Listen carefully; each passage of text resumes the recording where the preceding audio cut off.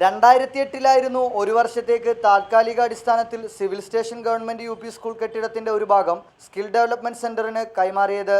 സ്ഥലം കൈമാറുന്ന സമയത്ത് കുട്ടികളുടെ അഭാവം മൂലം അനാദായകരമായ പട്ടികയിലായിരുന്നു സ്കൂൾ.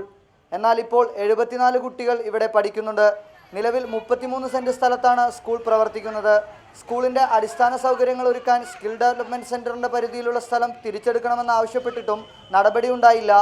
നമുക്കറിയാം, ഇപ്പോഴത്തെ സർക്കാരിൻ്റെ നയം പൊതുവിദ്യാലയങ്ങൾ സംരക്ഷിക്കുക എന്നുള്ളതാണ്.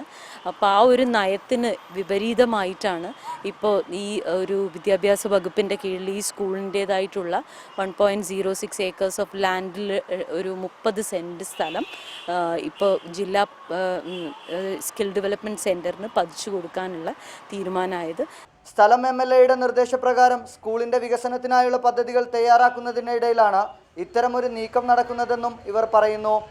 അതേസമയം ആക്ഷൻ കമ്മിറ്റിയുടെ നേതൃത്വത്തിൽ മേയറെയും കളക്ടറെയും ജില്ലാ പഞ്ചായത്ത് അധികാരികളെയും സമീപിച്ചിരുന്നുവെങ്കിലും അനുകൂലമായ തീരുമാനമൊന്നും ഉണ്ടായില്ലെന്നാണ് ഇവരുടെ ആരോപണം.